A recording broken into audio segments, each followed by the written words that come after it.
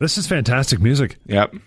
It's like one of those infomercials. Yeah. Do you know how millionaires drive lots in McKees? This is how they afford them.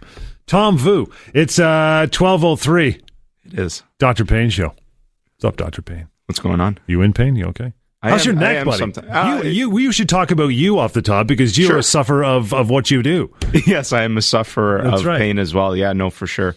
On and off. It's there's good days, there's bad days. I am sometimes, I'll admit that I'm sometimes stupid and I do stuff to aggravate it myself, such as golf. But yeah, there is the neck on the left side is, again, it comes and goes. I'm getting it treated.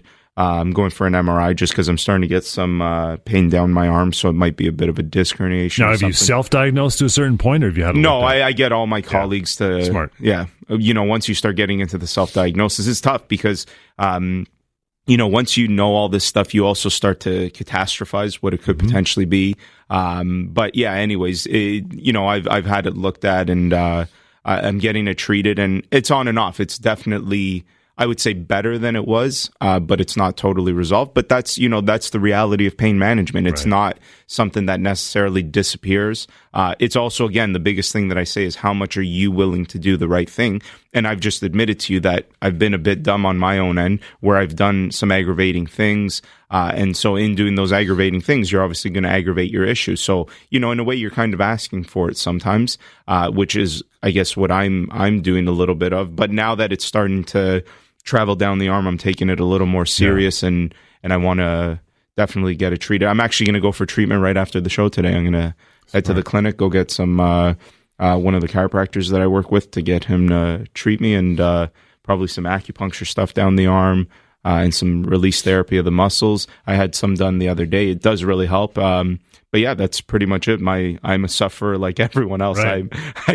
I'm doing what I preach, but in a way, it is good because that empathy is important to understand what people truly go through. And I've experienced a lot of different injuries myself throughout the years, and every time that I experience a new injury, like, although I know about it from a textbook standpoint, a clinical standpoint, it's totally different when you've been able to experience the injury yourself. You now appreciate it just a little bit more. There's different that perspective. There's that different perspective where you're like, I see what people are saying now. Because when you haven't experienced something, you can only, to an extent, sympathize with their issue. But empathy is a little bit different. And so, it does really make you understand, yeah, I know what you're going through. I've had this. This is kind of the way it goes. So it's, and maybe it's a blessing in disguise that I go through all these injuries just so I can better understand them. But yeah, no, I mean, that's the reality of our bodies as we do the things that we do. Day to day, we do cause breakdown of the different tissues and repetitive strain, sprain. You try to be active.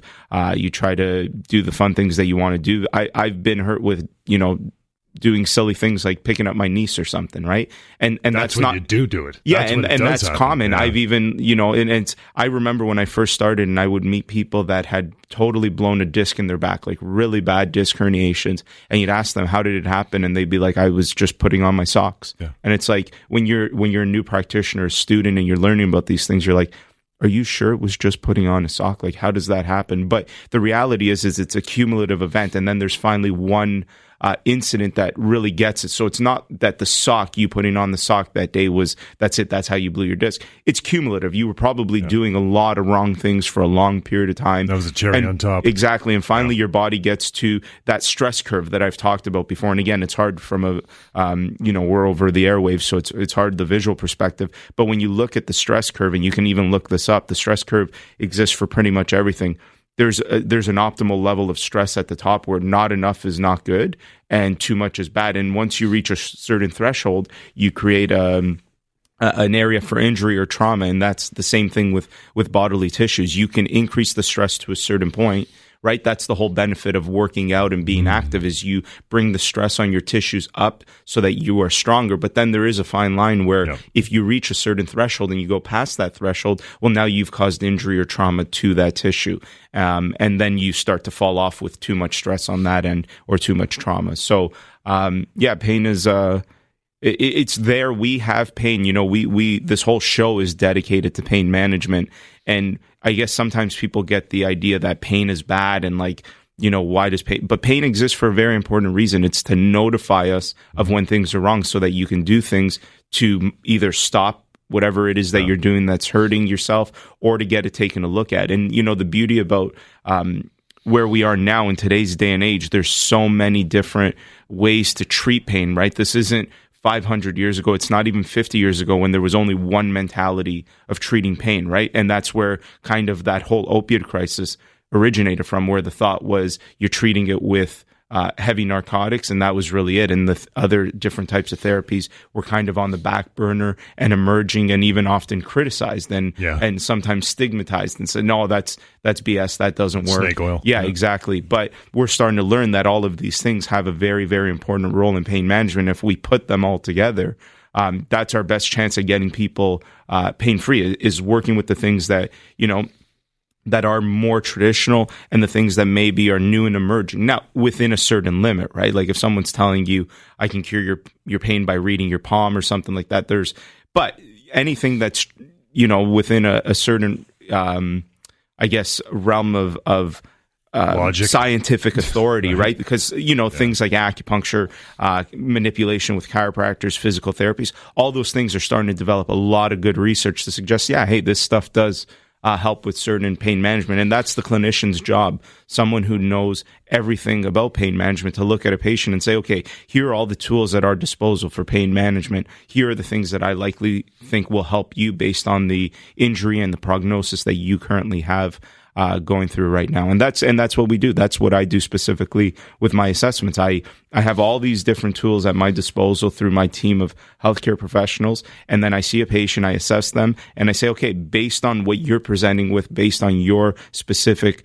complaint, your specific presentation of the complaint, here's what I think will benefit you in terms of a treatment plan. That doesn't necessarily mean, in fact, the treatment is never specifically with me, because I only will do the assessments, and I've put people in place to do the treatment because I believe I've picked the best people to do these things. And so, that's what we're doing. And that's constantly what happens. For example, I had a patient this week who came in and was told that he had a tear in his shoulder, which again, we've gone through this a lot, how often misdiagnosed this is.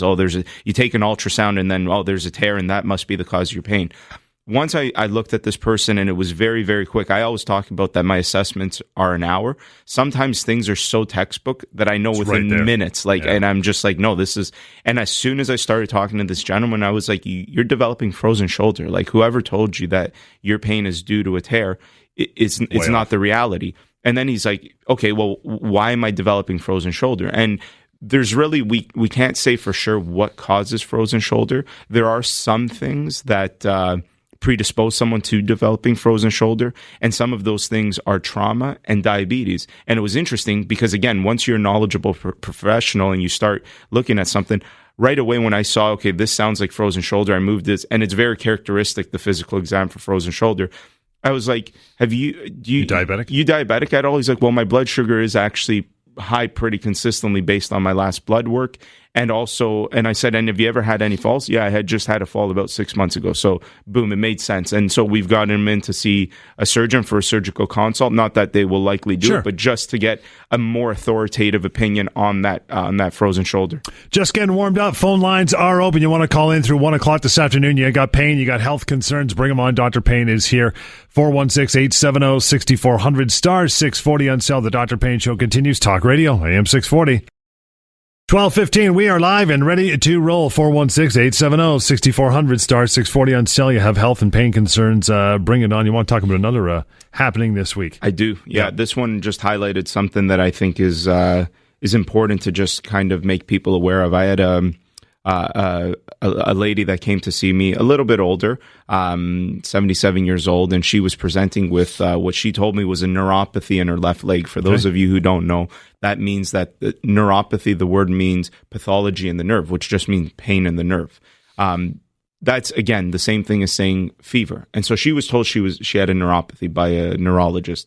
And the question becomes, okay, fine, well, what's causing the neuropathy? Right. That's a very, very important thing to figure out, because that's like going somewhere and saying my bicep hurts, and they tell you, yeah, you have bicep pain. It's like, yeah, no, thanks. I know, that's why I came here.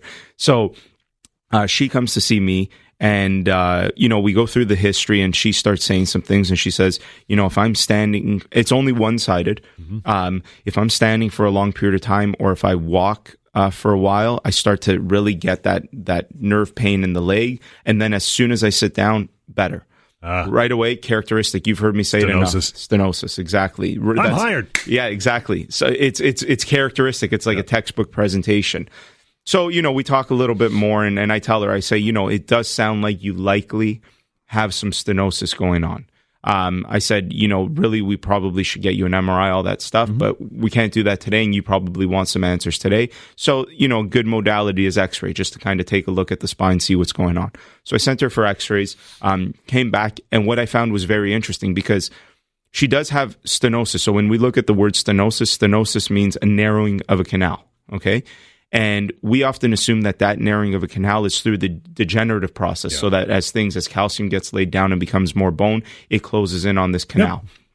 What she actually had was an accentuated lordosis and a bit of a scoliosis. And what it did was on one side of her spine, it was just making that IVF where the nerve comes out smaller. Right. So it wasn't necessarily degenerating, but because of the structural positional changes of her spine, that side was still narrowed. So it's still a form of stenosis, but it's not stenosis. It's more off-center than anything else. Correct. Right? It's not stenosis due to degenerative disc disease. It's stenosis due to the position of the spine. And it made sense why her symptoms were only on one side. Cool. Because actually with degenerative arthritis and degenerative stenosis, you would actually expect that the symptoms are bilateral. Right. And that was one of the characteristic things that people usually say with central canal stenosis. They'll say, I walk and I start to get burning in both my legs. And as soon as I sit down, it's better. But she was saying it on one side. That's why I was kind of like, it is textbook presentation, but it's not 100% textbook. But we were able to figure that out. And the important thing was, she had gone to see this neurologist a number of years ago and was told she had a neuropathy, but no reason to why the neuropathy was happening. We were able to identify likely why the neuropathy is happening, and now I've given her recommendations on what she can do because she. And what would that be? So with that was essentially we needed to work on things. So there's different exercises that you can do. You're never going to change a scoliosis or a lordosis, it's very, very hard.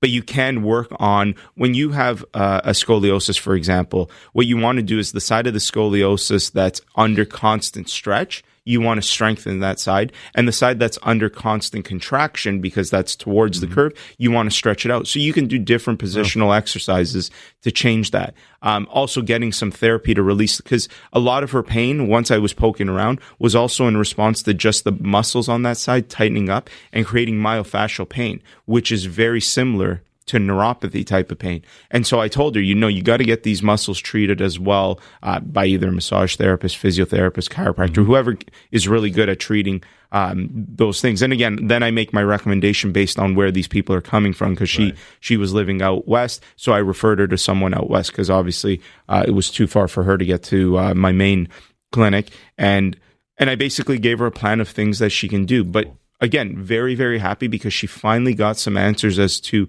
okay, well, why is this here? Because it just, I think it's such a disservice to just tell people these things. And it so often happens. You go in, I have back pain. And then someone says, you have mechanical low back pain. It's like, no, I understand I have back pain, but what is the back pain? What anatomical structure is causing this would be nice. Be specific about it. Or in this case, you have a neuropathy, fine, but what's causing the neuropathy?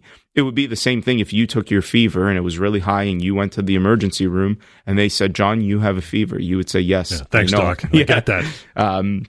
I know, but what's causing it? And so, now you always have to consider that sometimes maybe people are told things and they just don't remember. That's always a possibility, right? I can't always rely on the patient feedback that they're giving me as 100% accurate. So maybe she was told something, maybe didn't remember it or couldn't recall it. So I'm not saying that whoever she saw was completely wrong. Or the other thing is sometimes these specialists are just so busy and overbooked that they just get people in and out. And if it's not something that's overly serious, it's like, yep, it's just a neuropathy. You're fine. That's not life threatening. Because, a neurologist is also seeing some very, very serious neurodegenerative things that they got to deal with. And they may be prioritized and say, well, you're just a little bit of pain in the nerve, but nothing that's going to kill you versus, these other 3 patients I have after you have something very severe. And so they prioritize that way maybe, or they don't even realize that they're in that shuffle. So, I think it's pretty important that if you're experiencing things and you're told you have something,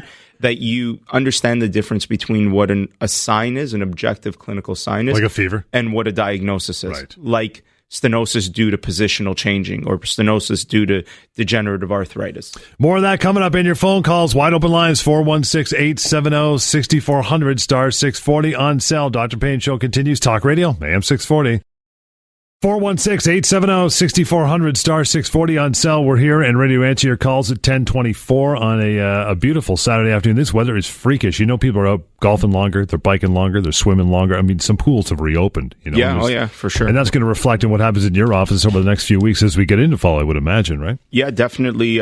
We do see some seasonal consistencies with injuries, right? Like some things are more prevalent at certain times of the year. You just mentioned golf. We do see a lot of golf injuries, obviously, throughout the summer months, the spring. You don't obviously see as many in the winter. This time of the year, you also start to see a lot of, not right now because this isn't a good example, but as rain starts to happen a little bit more and maybe snow later, God forbid, the slips and falls, those types of things where people just are not as aware of what's going on. The other thing is as you go from very, very warm, in the summer and then that transition to a much cooler period, people's chronic pain, like or old injuries that they have, the trick knee. Yeah, they start to get re-aggravated as well for whatever reason. And I can't answer that based on any very good scientific evidence, but it just is the reality that I've noticed in practice that as the seasons change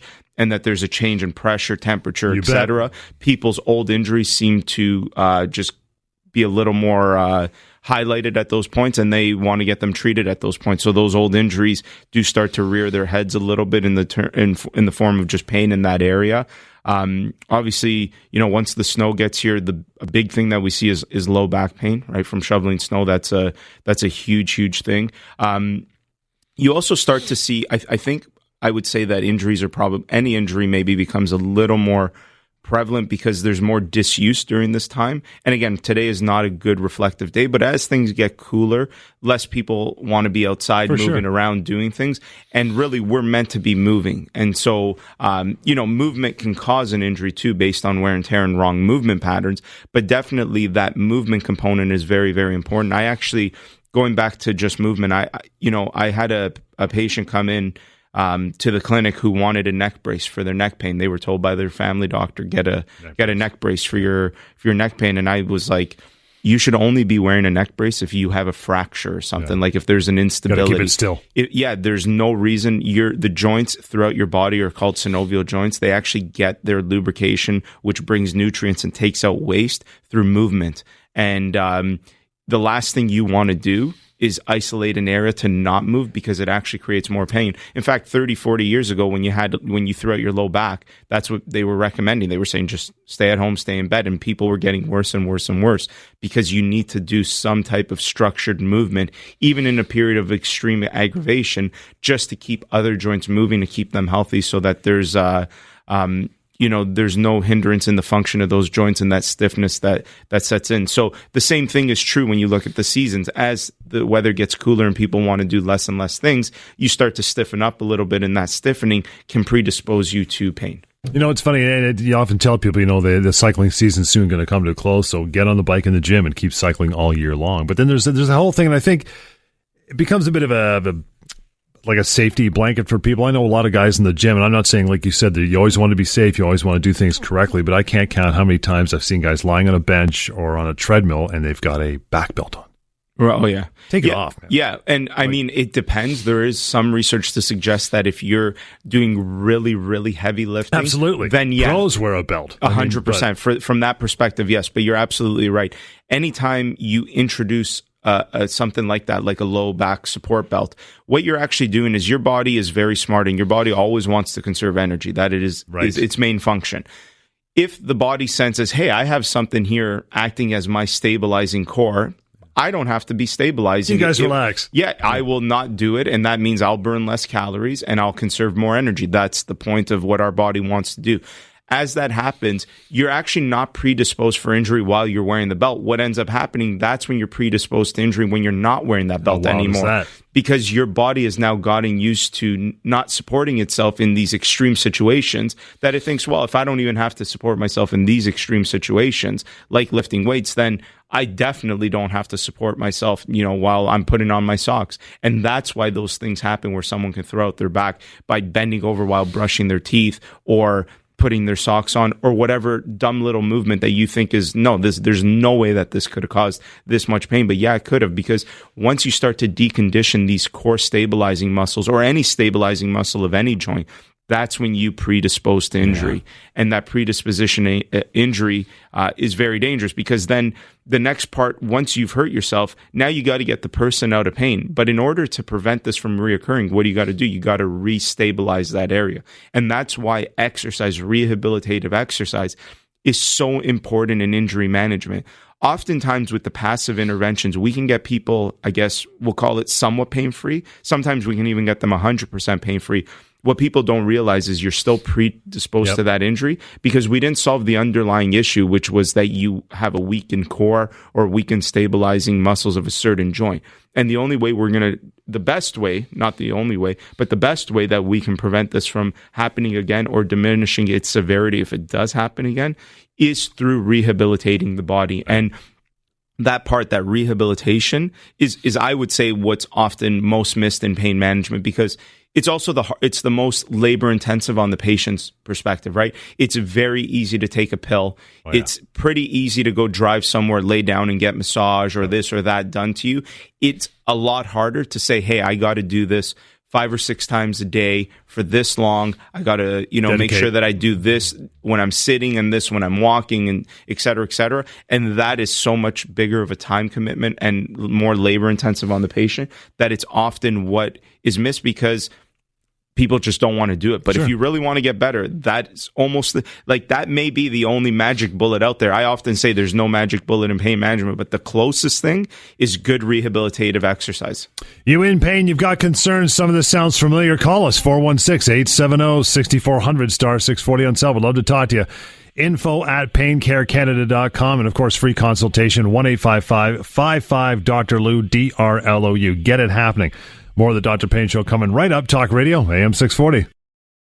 1234, Dr. Payne Show, 416-870-6400, star 640 on cell. Open here to talk if you're in pain, you got some physical maladies you want to discuss, or maybe you haven't been diagnosed. Give us a call here right till 1 o'clock, and Dr. Payne will be all over that. It must be a bit of work in your clinic to get somebody off, like you say, get them in there 3 or 4 days a week if they have to, an hour a day, back into a gym, learning how to move again. And this is the part, the onus is on you to start moving, right? Yeah, it's tough. I try to really, really highlight it. I think it also, one thing is the people who are in severe pain and they come out of it, and especially if it's happened a few times, they're a little bit easier to convince, or not to convince, but to make them understand how important that is, because they've now gone through it and they say, yeah, I can't keep going through this. This is insane. Versus the people who it's the one time, like the first time that something happens, and then you get them pain-free through the passive intervention, and then you're trying to tell them, you now need to rehabilitate. Those are usually the people that are more like, well, no, it's fine. It was better after a week, and I'm not going to do that stuff. So it's just not as serious for them, because they don't realize. You can tell someone, hey, you're likely to re-experience this, but words are words. It's really once you experience something that it really starts to become evident to yourself.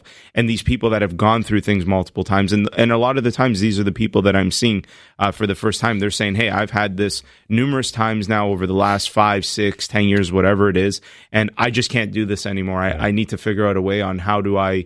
I'm at the end of my rope. I can't take it. I can't keep going like this. And again, once you get to that level, it's hard to ever say that you're never going to re-experience something. The whole goal behind the rehabilitation and those things is what you're trying to essentially achieve is to minimize the reoccurrence of it and also to minimize its severity when it does reoccur. Because for me to sit there and say, hey, if you do this, you'll never have low back pain again, for example, that's just, I would be lying if I said that to somebody. What I can say to somebody is, hey, if you do this, if you do what I'm showing you, or what my team is showing you, what I can tell you is that, you're telling me that this low back pain has been reoccurring. It started once every 6 months, then it became once every 3. Now it's every month. Now it's every week. Right. I can tell you that we can start to push that gap more, and maybe we can start going, well, now it's going to be once every 3 months, and then after more rehabilitation every 6 months, etc.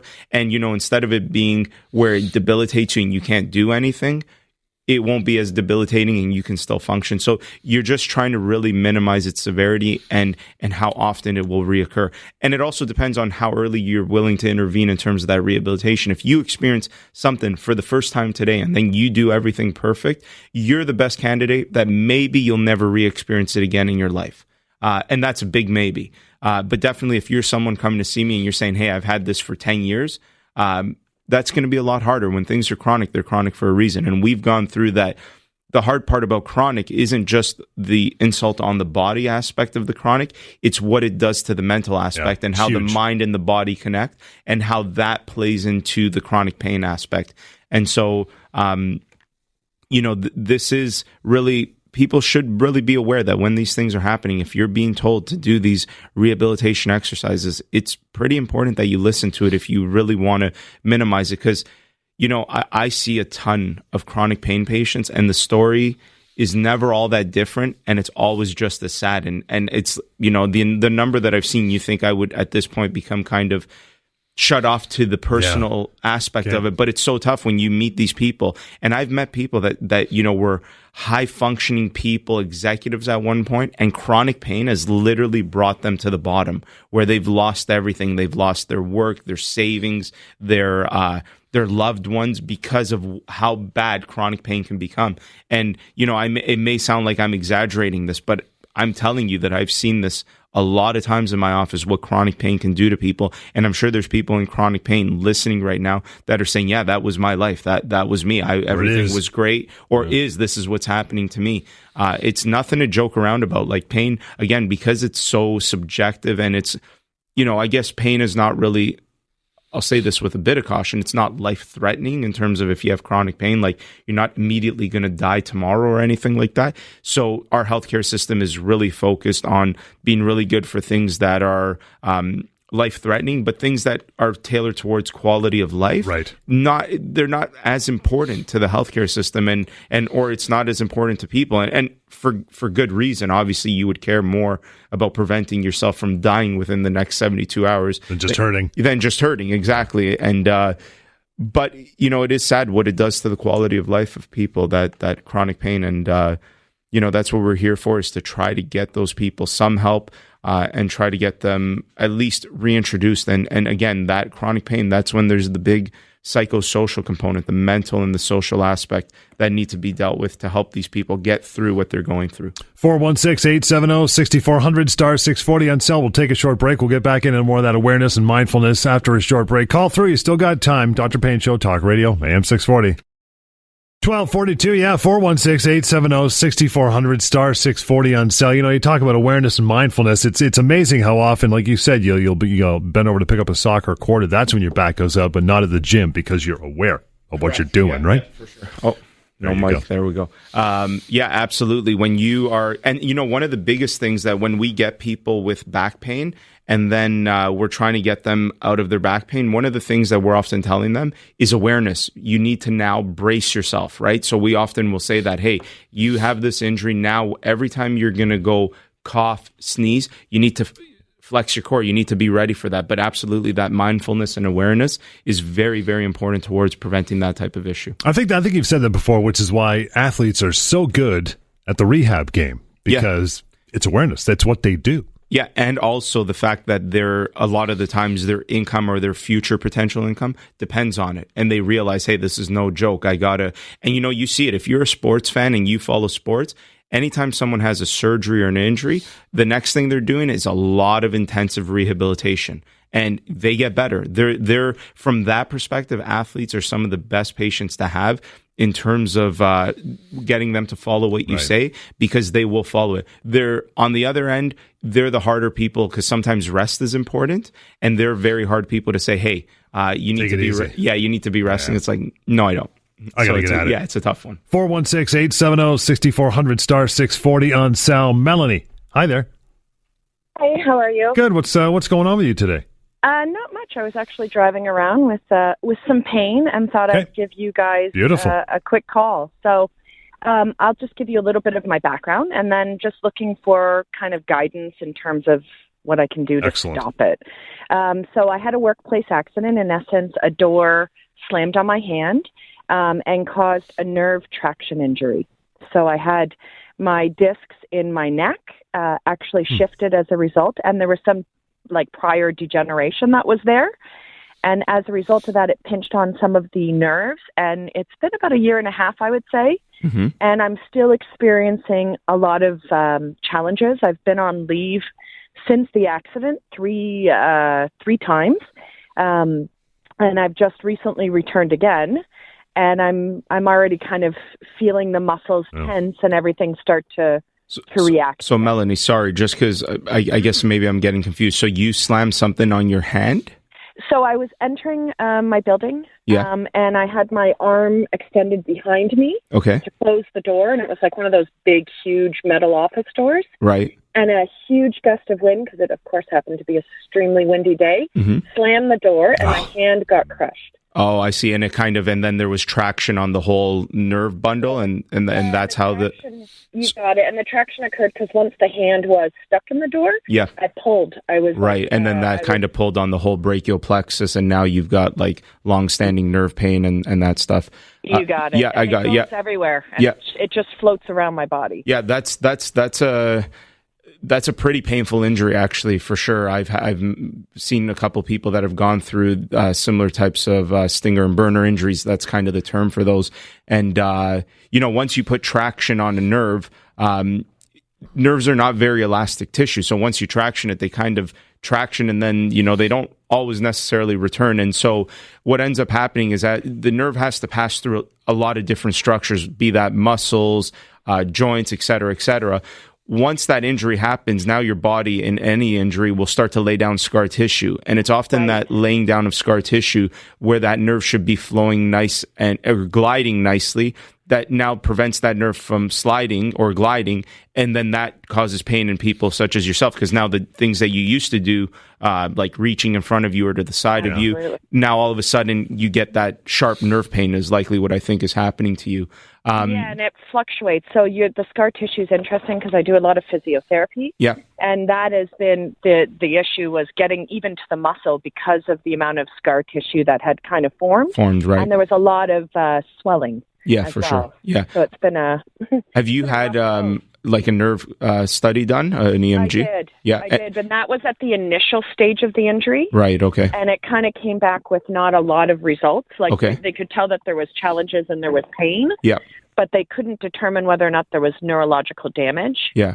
So and then I went for lots of MRIs. Sure. And then it just came back with the shifted discs and impinged. I would definitely say that probably another EMG at this point is not a bad idea, because you can, at the very least, in the beginning, sure, but scar tissue does take time to lay down and be relevant. So maybe now, if you did it now, you may see a specific point of entrapment somewhere where there's significant, because what an EMG is doing is looking for where the nerve signal is getting blocked, right? So if you're able to isolate, hey, this nerve is really blocked, like for example, say in the axilla, then which is the armpit, then maybe the therapy can be more targeted specifically to that area versus focusing on the whole, aspect of the whole upper extremity. So I don't think that's a bad idea to just get it to see if there's a more specific entrapment site versus kind of saying that there's scar tissue everywhere. And that may give you and your team maybe a better headway on, okay, how do we go about treating this? But again, if you want a second opinion, I'm always happy to do that. That's kind of the what I do, and we can take a look at it and see, what else can be done. We can go through exactly what it is you're doing and see if there's anything else that we can add to it. Yeah, Melanie, take this down, info@paincarecanada.com, info@paincarecanada.com, and 1-855-55 Dr. Lou, DRLOU. If I learn nothing else on the show, it is the clinical name for the armpit. I've never heard that before. The axilla? No. Oh. You should have learned a lot by now, John. Axilla? Axilla. Axilla. Gamro versus Auxilla. Sounds like a good movie. Mary, quickly, before we break, what's going on with you? Hi. Hi. I'm calling actually because my husband has been diagnosed with fibromyalgia, and but he also has depression, and I don't know. I know they're very closely coupled, but does one cause the other? And what can he do about that? Sure. Very, very hard to say if one, chicken or egg, which one causes which. But most of the times, fibromyalgia has a depression component. It also usually has a sleep disturbance component and it's kind of this triad of it's a circle, it's a vicious cycle, because if you can't sleep, obviously you're going to maybe be a little bit depressed. And as you're depressed, your mental activity is not the same. It amplifies your pain, and the cycle continues. And you could pick whatever you want to be first, and the cycle's still going to be the same thing. Fibromyalgia is essentially just heightened nerve activity that causes pain throughout the body. And again, when you look at that heightened activity is often related to heightened mental activities through something like depression, where people are really focusing on something negative, and that amplifies the pain levels. And so, it's a very tricky thing to treat, but it has to be treated in a multi-pronged approach between psychological intervention, social intervention, and physical intervention, and also, the rehabilitation stuff that we were talking about before. But again, I think, I can't really say specifically what your husband could do without seeing your husband. So I think it's worthwhile to at least have an assessment with me so that I can take a look at it and his whole case overall and see where maybe there's something that can be done. But yeah, fibromyalgia and depression often very, very closely linked, if not almost the same thing in a way. Mary, appreciate your call. 416-870-6400 *640 on cell to call through. We got a few minutes left, so we'll try to get you in. Failing that, info@paincarecanada.com, and Dr. Payne's number, 1-855-55 Dr. Lou, DRLOU, free consultation. Get it happening. More Dr. Payne Show coming up. Talk Radio, AM 640. A few minutes to go here in the Dr. Payne Show, and we will get to you. Andy, good evening or good afternoon. How are you, pal? I'm good. How are you? Good, man. What's going on with you? So basically, this happened about 3 years ago. It started. Basically, when I breathe out very deeply, take all the air out of my lungs or whatever, I get this pain in my chest. Okay. And I went to see doctors after doctors, and no one could seem to explain what it is. Okay. I've had X-rays done, a whole bunch of other stuff, and basically, I live with this pain on a daily basis. When I lay on my back and I breathe in and out, as soon as I breathe out, I get that. So it's stronger when I'm laying down. Sure. So what I can tell you about when you look at the cardiovascular system, so I'll talk to you a little bit about the heart and the lungs. Anytime someone has pain in the chest or pain after exhaling, things like that, obviously you want to rule out that it's nothing cardiovascular. It's not the heart. It's not the lungs. Maybe in that area, maybe it's also not GI related like the stomach. Once you're able to rule all that stuff out, which is the first step, which is what you should be doing, oftentimes this pain is just simply mechanical. It's just related to the mechanics of the spine and the ribs because of the way they attach to the front of the body into the sternum, and the muscles in between those areas. So, again, I don't know for sure without obviously examining you and assessing you, but what I can tell you is you're a pretty good example of someone who has pain in the chest area or whatever.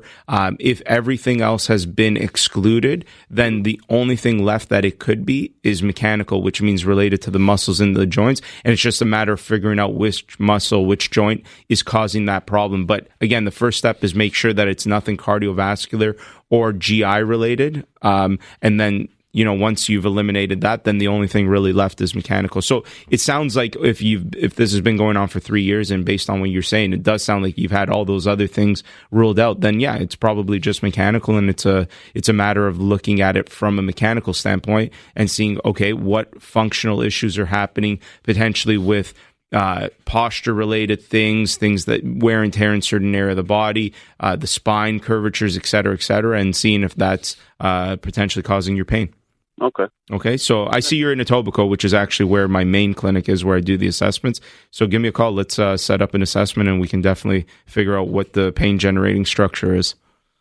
Perfect. Thank you so much. Okay, no problem. Appreciate your call, Andy. 1-855-55 Dr. Lou, DRLOU. LOU. Last couple of minutes, just talk about that breath and breathing. How important that is in pain care. People don't breathe. Yeah, they just don't. They don't. I mean, they physically breathe. Otherwise they'd be dead, but they don't breathe. Right? Well, oxygen. I mean, one of the very first things when we do, again, going back to the rehabilitation exercises, one of the first things we do is if someone is cardiovascularly unfit, you got to get them back to cardiovascular fitness, because an essential component of your muscles getting strong is oxygen, is them having oxygen. If your cardiovascular fitness is poor, that likely means most of the tissues in your body are not getting the adequate amount of oxygen that they require. So good breathing is very important to getting oxygen to those areas. And, it's kind of classic where people who start to work out, they'll work out and they'll hold their breath. And it's actually dangerous to an extent, but you need to be breathing when you're doing stuff, because it actually helps you to heal from your injuries, because your muscles need oxygen. So breathing is very, very important. But this type of call with the breathing issue, it's very, very characteristic of rib issues, where people have pain on expiration or inspiration, depending on where the issue is. And honestly, these are things that these are the ones where, a small treatment can have a huge effect. When it's a rib issue and you do some small intervention, people often think you're like a miracle worker, because it's like, wow, I've been living with that forever, and you did one thing and it doesn't hurt at all anymore. And it's just simply because it's something that, again, if you're a cardiologist, your job is not to determine, is this muscular? It's just rule out the heart. Ticker.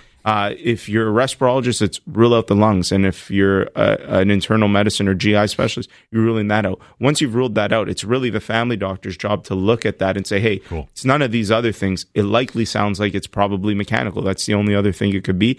Now go to someone who's proficient at doing that type of an exam and figuring that out. And again, this goes back to those other things can potentially affect the quantity of your life if you have a heart or lung issue. But just having pain in that area is only a quality of life issue. But that doesn't mean it should be any less important to get it figured out the right way. And that's very common. A lot of people are living with constant mechanical pain that could probably be dealt with very, very simply. And they think it might be something else that it's not. It's probably just mechanical, especially if you've had it ruled out with a whole bunch of different tests and it's been going on for that long. It's likely nothing else. We'll pick it up next week. Again, info@paincarecanada.com. Appreciate all of your calls. And in the meantime, you can make the phone call, 1-855-55 Dr. Lou. That's DRLOU. And you can call Dr. Lou. Get a hold of him. Get that free consultation happening. That is where it's all going to start. Till next time, the Dr. Payne Show right here, Talk Radio, AM 640.